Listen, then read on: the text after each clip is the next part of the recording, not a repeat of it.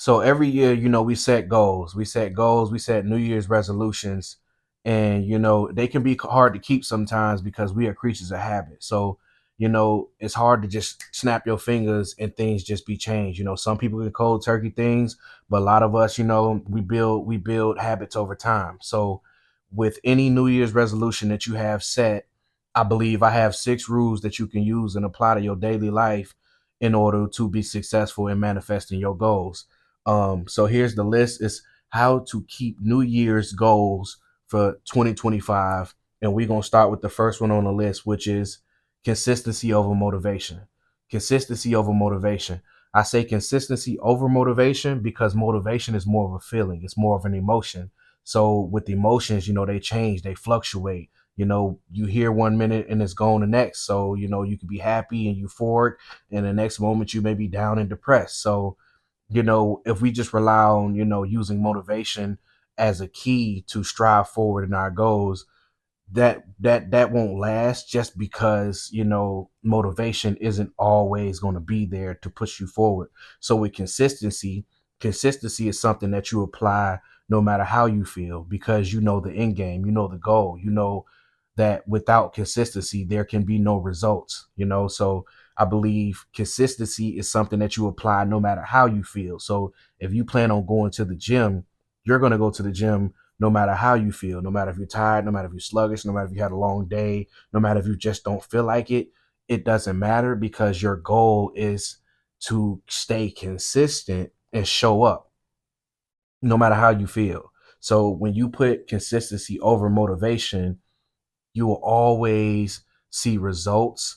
You'll always have, your input becoming the output, you know. So with consistency over motivation, you will always win if you apply that rule to your goals.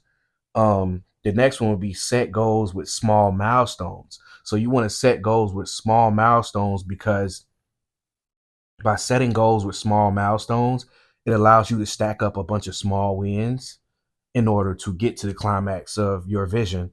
So, like, say you have a goal to lose 30, 40 pounds, such as myself. I want to lose some weight this year. So I'm not going to look at my top goal and make that be, the end game. Yes, it's the end game, but I want to set a goal of a small milestone of 5 pounds.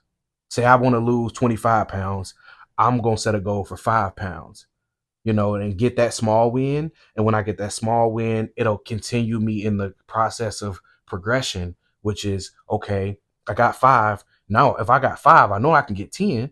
So then I get 10. It's like, okay, if I get 10, I know I can get 15. So, just small baby steps, small little wins that'll stack up to the big win, So you setting those small goals allows you to get to that smaller goal faster, and you'll get that dopamine release, which will actually propel you forward more, because it allows you to see that change can happen, that the work you are putting in is not going unnoticed, is not going unfulfilled. It is actually providing you the path to get to where you want to go.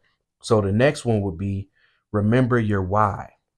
Now, I underline your here because when you do things, you want to do them for yourself. No matter if you're doing it for other people, you want to apply it to yourself, for yourself first, because I believe in filling your cup first in order to pour into other people. You cannot pour from an empty cup. So I put a line under your, for you to know that without you, the goals don't exist. Without you, the results don't exist. So say you want to, get in shape, and you want to eat better, you want to, you want to get your finances under control, you want to spend better, you want to save more, these things you have to put yourself first, because it starts with you. All change starts with you. All change in your life starts with you. So that's why, remember your why. Remember why you're doing it, not because of why they want you to do it, or why you believe these people want you to do it, or what you think they want to see out of your life. What do you want to see out of your life? Why are you doing it? You have to understand that literally your why is the most important thing on this list, next to the last one, is literally why. your why. Why am I doing this? Why do I want to do this? Why do I want to control this portion of my life? Why do I want to become this person in this area? Like, you have to ask yourself these questions. And when you find the answer to those questions, it gives you the why. But if you don't have the why, you'll never get to the how. You'll never get to the how. So the next one is know where you're going. Know where you're going. Have a vision. Have a vision for where you want to go. Have a vision for your future. Have a vision for, the next 3 months, for the next month, for the next 6 months, literally for the next year. So that's really what this is all about. Again, your goals for 2025. Set your goals so that way you know where you're going. And you want to know where you're going so you know where not to be. You want to know where you're going so you know where not to be. So if you have goals to do certain things, you shouldn't be hanging out with certain people. You shouldn't be going certain places. You shouldn't be staying out all night. You should be getting some rest. There's things that you don't do when you focused on things that you're supposed to be doing. Because at the end of the day, it's about self-control. Self-control is one of the main things that'll help you get to your goals. And by knowing where you're going, you know what you shouldn't be doing and where you shouldn't be and who you shouldn't be with. And habits that you shouldn't be keeping around so that way you can get to where you're trying to go. Um, Next is delayed gratification, which I believe takes patience. You know, we live in a popcorn society where, a microwave society where people just feel like they can snap their fingers and, things will just change. Things will just happen. And in a sense, we can't do that, with these phones. You could just pull up information or, you can DoorDash something to your house real quick or, you could pop on a Netflix and just binge watch a whole TV show because it's all right there. But there are certain things in life that we want that you have to work for, that it takes time to get. And if you don't have the patience, you will not receive any of those things. So most of these goals that we do set without the patience of understanding delayed gratification, you won't have the endurance in order to wait on these things and keep the consistency going in order to see the results. So if you go to the gym the first day, you won't see a difference. The second day, you won't see a difference. A week later, you may not see a difference. A month later, you might see a difference. 3 months, you definitely gonna see a difference. 6 months, you're gonna probably be unnoticeable. But again, these things take time. They take time and they also take consistency, and they take you continuing to show up no matter how you feel because you know what you want to get out of what you're doing. So again, delayed gratification takes patience. Um, Last but not least, put God first. Put God first. And even if you don't believe in God, find something that you believe in more than yourself to apply to what you're doing in life. You know, I want to be the greatest me because I believe there's something greater than me that wants me to be greater. So even if you don't believe in the being or the universe or whatever the case may be, do it, do it for the world. Do it for, society. Do it for your family. You know what I'm saying? Do it for your loved ones.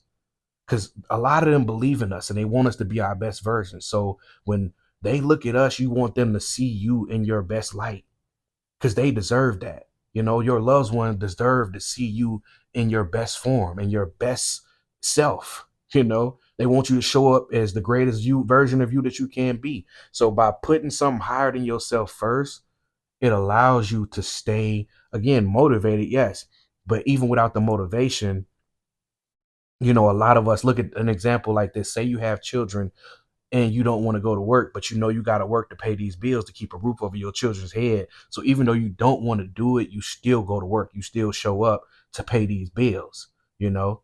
So at the end of the day, you may not want to do it, but you're doing what you have to do in order to make things happen, in order to, keep your dependents taken care of. So it's not more so about how you feel. It's about the end game. It's about the result. So by putting something higher than yourself first, it allows you to hold yourself accountable to these goals that you do set. So that way, that's another, bit of um, motivation to keep you accountable. Again, put God first, delayed gratification, which takes patience, know where you're going, have a vision for your life, Remember your why. Remember why you personally are doing what you're doing and applying yourself to these things. Set goals with small milestones so that way those small wins build up to something greater. And then consistency over motivation. So no matter how you feel, make sure that you're applying yourself so you can get to where you see yourself. And there's a saying that's been stuck in my head for the last week or so because of these goals I've been setting for myself. And the saying is, people with no plan plan to fail.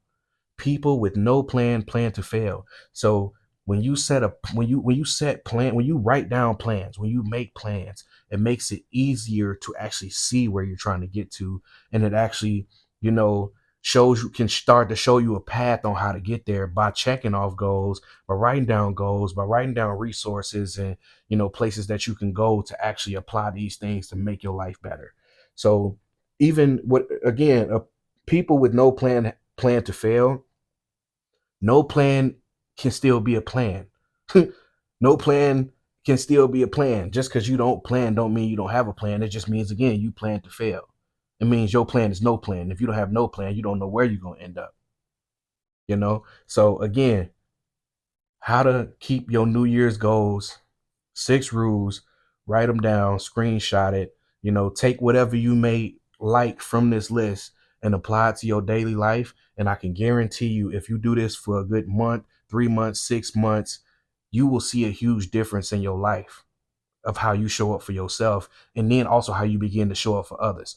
So with that being said, if you want to change the world, you change yourself. And if you want to change your world, you change yourself. In order to change yourself, it takes consistency, discipline, and sacrifice. And all those things are embedded in this list of 6 rules to keep your 2025 goals for this year's resolutions.